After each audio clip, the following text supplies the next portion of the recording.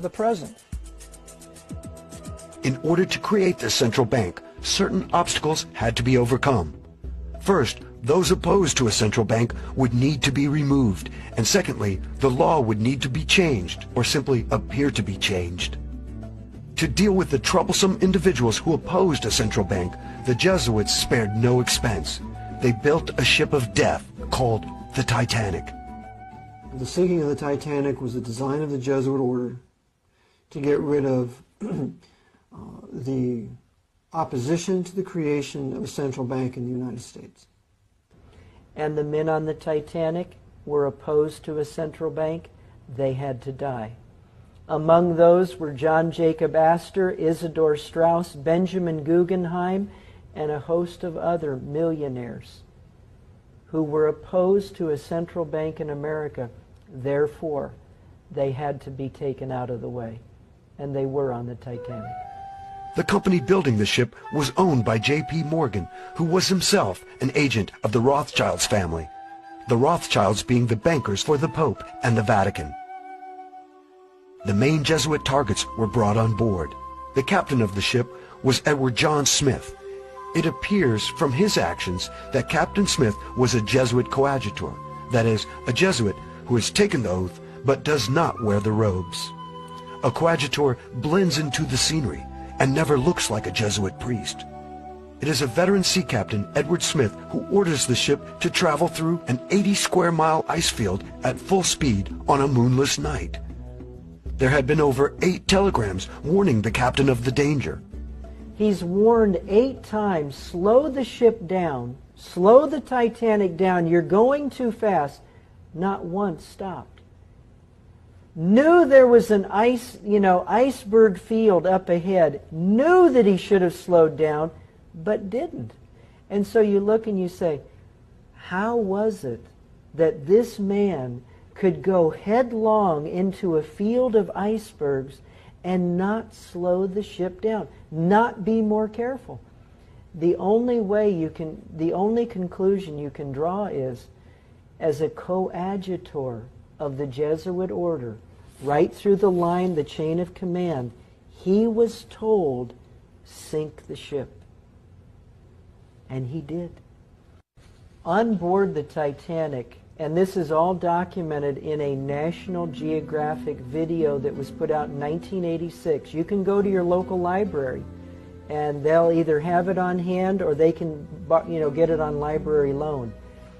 But on that videotape, it shows that as the Titanic was coming up along the coast of England, it had various stops. And at one stop, a Jesuit priest got on board. His name was Francis Brown.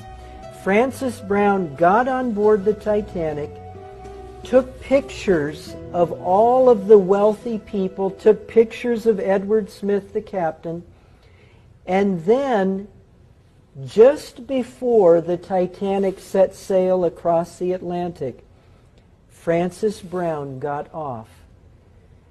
And then, of course, the Titanic sunk. Well, Francis Brown is given a camera by his bishop, by his uncle, the bishop, and he is told to go down and take all these pictures of all these people we're going to kill in first class. And so that's what he does. He takes pictures of all these rich people, everybody that there is going to go down, and a rich passenger offers him passage. Well, he knows the ship's going to go down, but he very sheepishly got in contact with his provincial. And the provincial's message was, get off that ship. Like Brown, another noted passenger, Jesuit agent J.P. Morgan, did not make the ill-fated sea voyage. Even though booked on the ship for passage to America, Morgan also fortuitously canceled at the last minute. Of course, J.P. Morgan, he had his own suite reserved for him. And there were some 55 men who at the last minute canceled their reservations on the Titanic. J.P. Morgan was one of them. Said he was sick. Oh, by the way, and don't load any of my art treasures on the Titanic either. So he didn't have any of his art treasures on it either. Didn't lose any of that. How do we know there was foul play involved with the Titanic?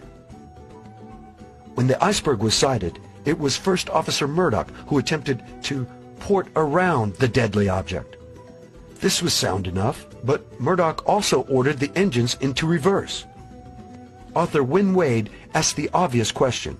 As long as Murdoch was trying to veer out of the iceberg's way, why had he jammed on the brakes, so to speak, by throwing the engines full speed astern? In point of fact, the 1910 edition of Knight's Modern Seamanship clearly contradicted Murdoch's decision. The instructions are clear. Avoid reversing the engines. Wade sums up the situation by saying, Murdoch had maneuvered in a manner more likely to cause collisions than to prevent them. As with many who investigated the Titanic disaster, author Wynne Wade was at a loss to explain Murdoch's actions in going against the book. But the captain and Murdoch's actions were not the only telltale signs of treachery on the night the Titanic sank. We see all sorts of anomalies in the Titanic. For example, when it was sinking, the emergency flares were to be red, so that ships in those lanes could see the Titanic was in trouble. Well, someone had taken away the red flares and replaced them with white flares, making it look like we were shooting off flares and having a party. And then the loading of the boats, we know that was a fraud. They didn't allow the lifeboats to be completely loaded. They were only half loaded, some 1/3 loaded, because the targets in the first class could not be allowed to board. And the Jesuits were not only the captain, but his officers, and there had been a strike in England at the time, and the men who were normally the ones who would man the ocean liners, they were replaced by Jesuit coadjutors ready to board because they were all under oath to die for the Black Pope if necessary, and so they did carry out the sinking of the Titanic.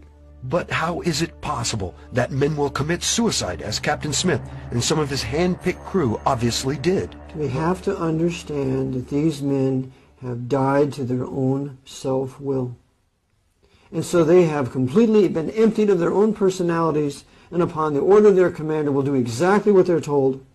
There's no such thing as a disobedient Jesuit. This serves as a warning to all the other men of power, not only in our country, but in England and Europe.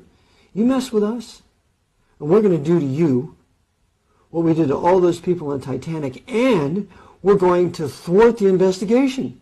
Because a subsequent investigation of the sinking of Titanic blamed Bruce Ismay, the right-hand man of J.P. Morgan, and Captain Ward of England. They were the scapegoats, when they could have easily blamed the men of power at that time.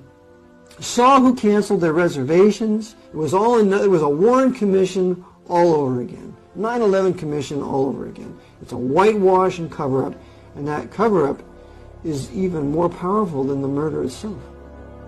After many of the leading opponents to a central bank had been removed, the Jesuits moved to obtain passage of the 16th Amendment and the Federal Reserve Act, both in 1913. So they created the Federal Reserve Bank to finance their crusades. Without the Federal Reserve Bank, there's no war in Iraq.